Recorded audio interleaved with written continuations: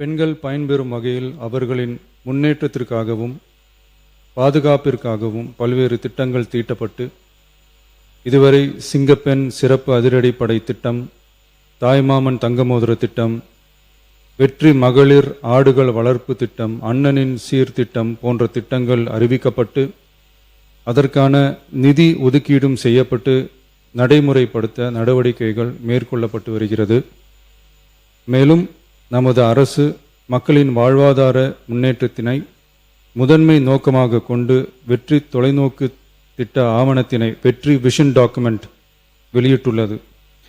அந்த திட்ட ஆவணத்தின் அடிப்படையில் இலக்கு நிர்ணயம் செய்து பல்வேறு திட்டங்கள் அடுத்து வருகின்ற 1ஆம், 3ஆம் மற்றும் 5ஆம் ஆண்டிற்குள் நிறைவேற்றத்தக்க திட்டங்களாக வகைப்படுத்தப்பட்டுள்ளது. சிறப்பினமாக பெண்கள் பயன்பெறும் வகையில் பல்வேறு திட்டங்களுக்கு செயல் வடிவம் கொடுத்து இவ்வரசு நிறைவேற்றும். கடந்த 4 மாதங்களாக வளைகுடா பகுதியில் நிலவி வரும் போர் சூழல் காரணமாக எரிவாயு சிலிண்டர் கிடைப்பதில் தட்டுப்பாடு நிலவி வருகின்றது. இதனால் மாற்று எரிபொருளை பயன்படுத்தி வருவதாலும் எரிவாயு சிலிண்டர் விலை உயர்வினாலும் பொதுமக்கள் தங்களது வருவாயிலிருந்து கூடுதலான தொகையினை செலவிட்டு இன்னலுக்கு ஆளாகி வருகின்றனர். இதனை கருத்தில் கொண்டு நிதி நெருக்கடியான சூழலிலும் பொதுமக்களின் நிதி சுமையினை குறைக்கும் வகையிலும் பொதுமக்களின் நலனை பாதுகாக்கவும் மக்களுக்கு அளித்த வாக்குறுதியை நிறைவேற்றும் நோக்கிலும் எரிவாயு சிலிண்டருக்காக செலவழிக்கப்பட்டு வரும் தொகையினை அவர்களுக்கு வழங்க அரசு முடிவு செய்துள்ளது.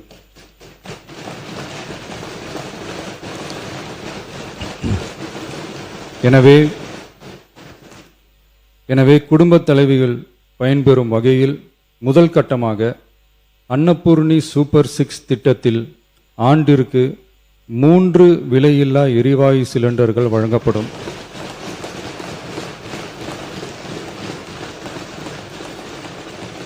எரிவாயு சிலிண்டருக்கான விலை பயனாளிகளின் வங்கி கணக்கில் நேரடியாக வரவு வைக்கப்படும். இத்திட்ட பயனாளிகள் எரிவாயு சிலிண்டர் பதிவு செய்து சிலிண்டர் பெற்றவுடன் எண்ணெய் நிறுவனங்களிடமிருந்து பட்டியல் பெற்று சிலிண்டருக்கான விலை பயனாளிகளின் வங்கி கணக்கில் வரவு வைக்கப்படும். இத்திட்டத்தினால் சுமார் 1,30,16,104 குடும்பங்கள் பயனடைவார்கள்.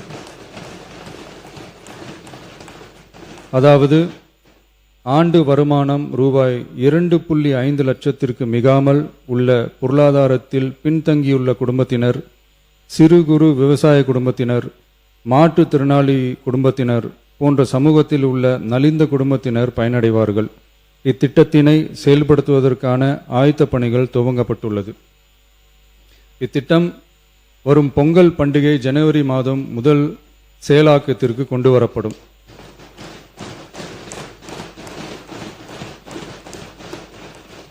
இத்திட்டத்திற்காக ஆண்டுதோறும் தோராயமாக 4000 கோடி ரூபாய் ஒதுக்கீடு செய்யப்படும் என்பதை மாண்புமிகு பேரவைத் தலைவர் வாயிலாக இந்த அவைக்கு தெரிவித்துக் கொள்ள விரும்புகிறேன்.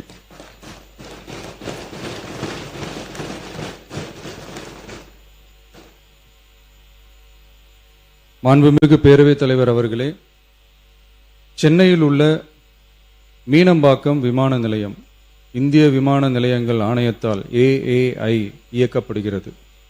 தற்போது இந்த விமான நிலையம் ஆண்டுக்கு 30 மில்லியன் பயணிகளை கையாளும் திறன் கொண்டதாக உள்ளது.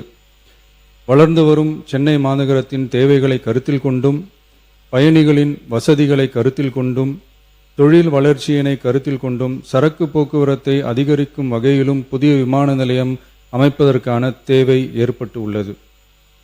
புதிய விமான நிலையம் அமைப்பதற்கு தேர்வு செய்யப்படும் இடம் பெரிய அளவில் விவசாயிகளை பாதிக்காத வகையிலும் அதிக அளவில் குடியிருப்புகளை அகற்றாத வகையிலும் அமைய வேண்டும். ஆனால் முந்தைய அரசு விவசாயிகளை பெரிய அளவில் பாதிக்கும் வகையிலும் குடியிருப்புகளை அதிக அளவில் அகற்றும் வகையிலும் விமான நிலையத்தை அமைப்பதற்கான முயற்சிகளை மேற்கொண்டது. ஏகனாபுரம் மற்றும் இதர கிராம மக்கள் இந்த விமான நிலையம் அமைப்பதை எதிர்த்து நடத்திய போராட்டங்களை அறிந்து நான் 20/1/2025 அன்று அப்பகுதிக்கு சென்று அங்குள்ள மக்களின் குறைகளை கேட்டறிந்து பின்வரும் அறிவிப்புகளை வெளியிட்டேன். சென்னை பரந்தூர் மற்றும் அதனை சுற்றியுள்ள 12 கிராமங்களில் அமைய இருக்கும் விமான நிலையத்தை எதிர்த்து போராடும் மக்களுடன் நான் உறுதியாக நிற்கிறேன்.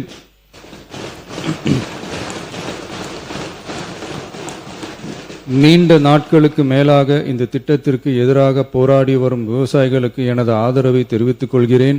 விவசாயிகளே நாட்டின் முதுகெலும்பு. இந்த விவசாய நிலங்களை பாதுகாக்க இந்த மக்கள் போராடி வருகிறார்கள். விக்கிரவாண்டியில் அக்டோபர் 2024 நடந்த பொதுக்கூட்டத்திலேயே பரந்தூரில் புதிய விமான நிலையம் அமைப்பதற்கு எதிர்ப்பு தெரிவித்திருக்கிறேன். தொழில் வளர்ச்சி மற்றும் அதற்கான விமான நிலையங்களின் பங்கு பற்றி நான் நன்கு அறிவேன். அதற்கான என்னுடைய முழு ஆதரவும் உண்டு. ஆனால் பரந்தூரில் இந்த திட்டம் அமையக்கூடாது. இந்த திட்டம் குறித்து அரசு மறுபரிசீலனை செய்ய வேண்டும். குறைவான விவசாய நிலங்கள் பாதிக்கப்படும் வகையிலும் மக்களின் வாழ்வாதாரம் பாதிக்காத வகையிலும் மாற்று இடத்தை தேர்வு செய்ய வேண்டும் என தெரிவித்திருந்தேன். மக்கள் மத்தியிலே நான் அன்றே அறிவித்ததை நிறைவேற்றும் பொருட்டு புதிய விமான நிலையம் அமைப்பது குறித்து உயர் அதிகாரிகளிடமும் துறை வல்லுநர்களிடமும் விரிவாக ஆலோசனை நடத்தினேன். ஏற்கனவே நான் உறுதி அளித்தவாறு பரந்தூரில் புதிய விமானம் நிலையம் அமைக்க மேற்கொண்ட நடவடிக்கைகள் இந்த அரசால் கைவிடப்படும்.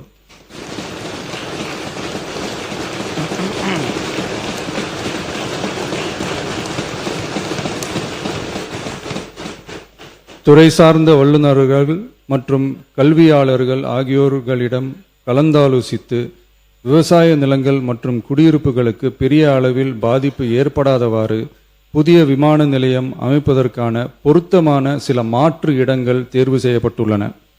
அவ்விடங்களில் தொழில்நுட்ப ரீதியான சாத்தியக்கூறுகளை சம்பந்தப்பட்ட துறைகள் மூலம் விரிவான ஆய்வு மேற்கொண்டு புதிய விமான நிலையத்திற்கான இடம் விரைவில் இறுதி செய்யப்படும்.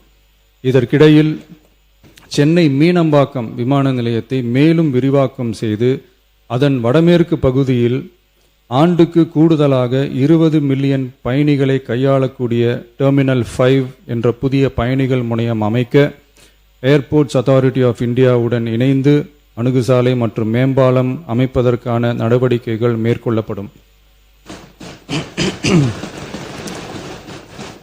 சென்னை மீனம்பாக்கம் விமான நிலையத்தில் தற்போது நடைபெற்று வரும் டெர்மினல் 3 பயணிகள் முனையம் கட்டுமான பணிகள் முடிவுற்ற பின் ஆண்டுக்கு 35 மில்லியன் பயணிகளை கையாளக்கூடியதாக இருக்கும். மேலும் புதிய டெர்மினல் 5 பயணிகள் முனையம் செயலாக்கத்திற்கு பிறகு ஆண்டுக்கு மொத்தம் 55 மில்லியன் பயணிகளை கையாளக்கூடியதாக இவ்விமான நிலையம் இருக்கும். இதன் மூலம் சென்னை விமான நிலையத்தின் சேவைகள் மேம்படுத்தப்படுவதோடு பயணிகளின் போக்குவரத்து தேவை புதிய விமான நிலையம் அமைக்கப்படும் வரை பூர்த்தி செய்யப்படும்.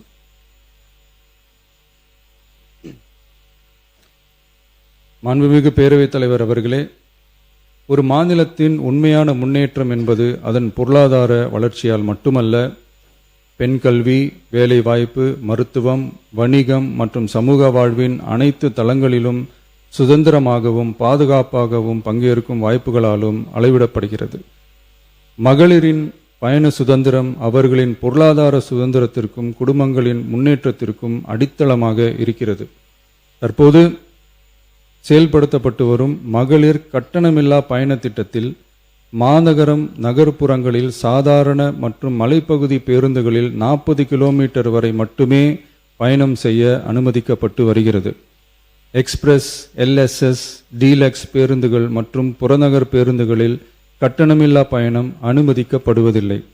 தமிழ்நாட்டின் எந்த பகுதியிலும் வசிக்கும் ஒரு மகளிரும் போக்குவரத்து கட்டணத்தால் தமது வாய்ப்புகளை இழக்கக்கூடாது என்ற சமூக நீதி சிந்தனையை இவ்வரசு முதன்மையாக கொண்டுள்ளது. இதனை கருத்தில் கொண்டு மகளிர் கட்டணமில்லா பயண திட்டத்தை விரிவுபடுத்தி பெருமளவில் பயனளித்திடும் விதமாக வெற்றி பயணம் என்ற பெயரில் தேசத்தந்தை மகாத்மா காந்தியடிகளின் பிறந்த நாளான அக்டோபர் 2ஆம் தேதி முதல் செயல்படுத்த அரசு முடிவு செய்துள்ளது என்பதை இந்த மாமன்றத்தில் மகிழ்ச்சியுடன் அறிவிக்கிறேன். அதன்படி முதல் கட்டமாக மாநகரம் நகரங்களில் சாதாரண பேருந்துகள் மட்டுமின்றி மாநகரம் நகர்பகுதிகளில் இயங்கும் எக்ஸ்பிரஸ், எல்எஸ்எஸ், டீலக்ஸ் அரசு பேருந்துகளிலும் மகளிர் கட்டணமில்லா பயணங்கள் மேற்கொள்ளலாம். மேலும் கூடுதலாக மாவட்டங்களுக்கிடையே பயணம் மேற்கொள்ள ஏதுவாக புறநகர் மற்றும் மலைப்பகுதிகளில் சாதாரண கட்டண பேருந்துகளிலும் மகளிர் கட்டணமில்லா பயணங்கள் மேற்கொள்ளலாம். இத்திட்டத்தில் பயன்பெற வருமான உச்சவரம்போ மற்றும் மேற்கொள்ள விரும்பும் பயண எண்ணிக்கையிலேயோ கட்டுப்பாடுகள் இல்லை. வெற்றி பயண திட்டம் இதர சேவைகளிலும் படிப்படியாக விரிவுபடுத்தப்படும். இதன் மூலம் மாநிலம் முழுவதும் மகளிருக்கான எளிதில் அணுகக்கூடிய பொது போக்குவரத்து வசதி பெருமளவில் கிடைக்கும். இதன் மூலம் மாணவிகள் தொலைதூரத்தில் உள்ள கல்லூரிகளுக்கு செல்லவும், பணியிடங்களுக்கு செல்லவும், மருத்துவம் மற்றும் அத்தியாவசிய சேவைகளுக்கும் கட்டணமின்றி பேருந்துகளில் பயணிக்க இயலும். மாண்புமிகு பேரவைத் தலைவர் அவர்களே, வெற்றி பயணம் என்பது கட்டணமில்லா ஒரு பேருந்து பயணம் மட்டுமல்ல, ஒரு மாணவியின் கல்வி, ஒரு தொழிலாளியின் வேலைவாய்ப்பு, ஒரு தாயின் குடும்ப பொறுப்பு, ஒரு தொழில் முனைவோரின் முன்னேற்றம் போன்றவற்றை உறுதி செய்யும் சமூக முதலீடாகும். தமிழ்நாட்டின் எந்த பகுதியில் வாழ்ந்தாலும் மகளிரின் இயக்க சுதந்திரத்திற்கும் பொருளாதார முன்னேற்றத்திற்கும் அரசு உறுதுணையாக இருக்கும். இத்திட்டத்தின் கீழ் திருநரும் டிரான்ஸ்ஜெண்டர் கட்டணமில்லா பயணங்கள் மேற்கொள்ளலாம். வெற்றி பயணம்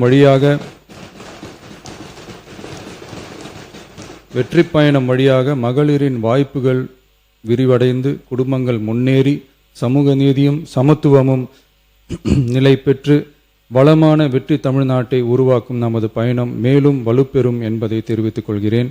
இத்திட்டத்தை செயல்படுத்துவதன் மூலம் ஆண்டுதோறும் தோராயமாக 6000 கோடி ரூபாய் செலவினம் ஏற்படும். நன்றி, வணக்கம். பேரவை விதி 55 கீழ் பால் விலை கொள்முதல் விலை மற்றும் ஊக்கத்தொகை உயர்வு குறித்து தமிழகம் முழுவதும் ஆர்ப்பாட்டம் என்பது குறித்த பொது முக்கியத்துவம் வாய்ந்த நிகழ்வு குறித்து விவாதிக்க வேண்டும் என்று மாண்பு உறுப்பினர்கள் ஏவா வேலு அவர்கள், மாண்பு உறுப்பினர் வசந்தம் கார்த்திகேயன் அவர்கள், மாண்பு உறுப்பினர் முன்னாள் முதலமைச்சர் எடப்பாடி கே பழனிசாமி அவர்கள், மாண்பு உறுப்பினர் அகிரி எஸ் கிருஷ்ணமூர்த்தி அவர்கள், மாண்பு உறுப்பினர் OS மணியன் அவர்கள், மாண்பு உறுப்பினர் முக்கூர் என் சுப்பிரமணியன் அவர்கள் ஆகியோர் 55 விதிகள் அறிவிப்பு கொடுத்திருக்கிறார். அதை நான் வந்து தகவல் கோரலாக எடுத்துக்கொண்டு இந்த அவையின் முன் வைக்கின்றேன். மாண்புமிகு அமைச்சர் அவர்கள் ஏதாவது இது குறித்து பதில் சொல்ல விரும்பினால் பதில் அளிக்கலாம். மாண்பு உறுப்பினர் ஏவா வேலு அவர்கள் மென்ஷன் பண்ணலாம். பரந்தூர் விமானத்தை பற்றி அளவுக்கு நம்ம சொல்லணும். இல்லை அரசின் சார்பில் மாண்பு முதல்வரோ அமைச்சர்களோ அறிக்கை அளிக்கிற போது விவாதம் கிடையாது. மாண்பு உறுப்பினர் இதை பற்றி மென்ஷன் பண்ணுங்க. பால் விலை குறித்து மென்ஷன் பண்ணலாம். நீங்க அது குறித்து ஒரு விளக்கம் சொல்ல வேண்டியதா இருக்குது. அப்புறம் சொல்லலாம். நீங்க குற்றச்சாட்டில் ஒரு விளக்கம் சொல்ல வேண்டியது. அந்த விளக்கத்தை நான் விதிப்படி படிச்சிடறேன் உங்களுக்கு. பொது முக்கியத்துவம் வாய்ந்த ஒரு பொருளை பற்றி அமைச்சர் பேரவைத் தலைவர் இசைவுடன் அறிக்கை ஒன்றை அளிக்கலாம். அறிக்கையின் மீது அப்போது எவ்வித விவாதமும் இருத்தல் கூடாது.